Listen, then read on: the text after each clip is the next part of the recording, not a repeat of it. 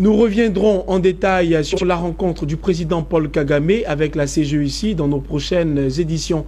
Intéressons-nous toujours au Rwanda pour parler cette fois-ci de Kigali, sa capitale, qui fait l'une des fiertés de l'Afrique. En effet, Kigali est déclarée par l'ONU la ville la plus propre d'Afrique et la troisième ville la plus verte au monde. Plusieurs institutions internationales comparent la qualité de vie à Kigali à celle de New York aux États-Unis. Comment le président Paul Kagame a su fédérer les Rwandais à sa vision de l'ordre et de sa propriété? Élément de réponse dans ce document inédit et exclusif de Business 24. C'est un reportage de Jean-Charles Sibahi, commenté par Jérémy Aouri. Le Rwanda, pays de l'Afrique centrale.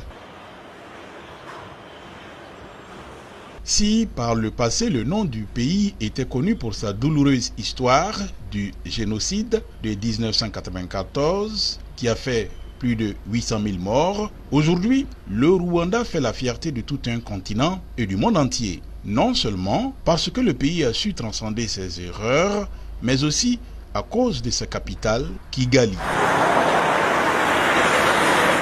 dont la renommée a traversé les frontières africaines du fait de son cadre de vie. Ici, l'on est tout de suite frappé par la propreté de la ville, des parcs parfaitement entretenus, des maisons soignées, des immeubles de bureaux flambant neufs et une armée de balayeuses à la tâche.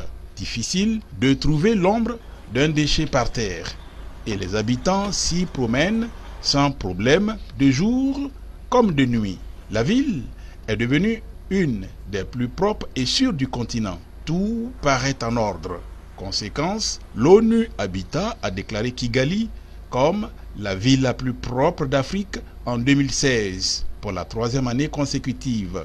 En 2017, elle a été couronnée meilleure capitale africaine.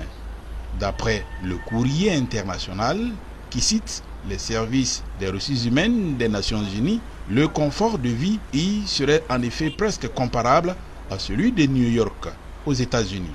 En plus d'être la ville la plus belle d'Afrique, Kigali est également la troisième ville la plus verte au monde.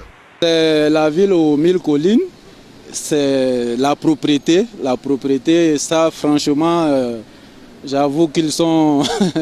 c'est un exemple à suivre, c'est un exemple à copier. Kigali, je suis amoureuse. Beaucoup s'accordent à dire que le succès du pays repose sur un homme charismatique, le président de la République du Rwanda, Paul Kagame.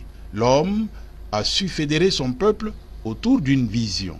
Au Rwanda, chaque 100 maisons constitue ce que le pays appelle un village. Les habitants se choisissent un chef qui a pour mission de les organiser afin de rendre leur lieu d'habitation propre. Chaque mois, tous les derniers samedis, c'est obligatoire, les habitants donnent 3 heures de leur temps à rendre leur quartier propre et à faire d'autres travaux communautaires. Personne ne s'y dérobe, même les autorités politiques et les opérateurs économiques étrangers. La loi est la même pour tous.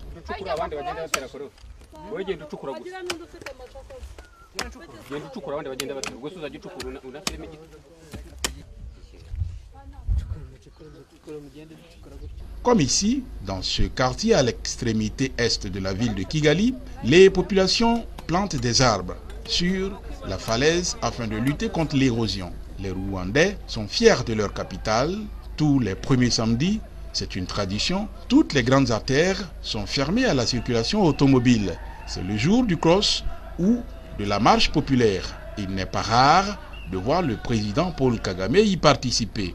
Avec une telle organisation, ce n'est pas surprenant que depuis 2000, le Rwanda affiche une croissance économique de l'ordre de 8% de son PIB. Le Rwanda est aujourd'hui un pays sûr. 2, 3, 4, 5, 6, 7. Kigali, sa capitale, attire des touristes qui affluent du monde entier.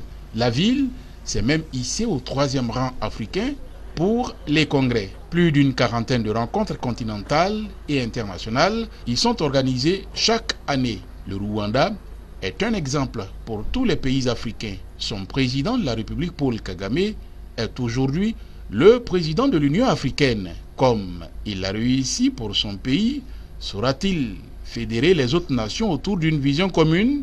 notamment le projet de création de la zone de libre-échange sur le continent. Ce projet devrait aider les États du continent à réunir leurs propres ressources pour financer le développement de l'Afrique. Seul l'avenir nous le dira.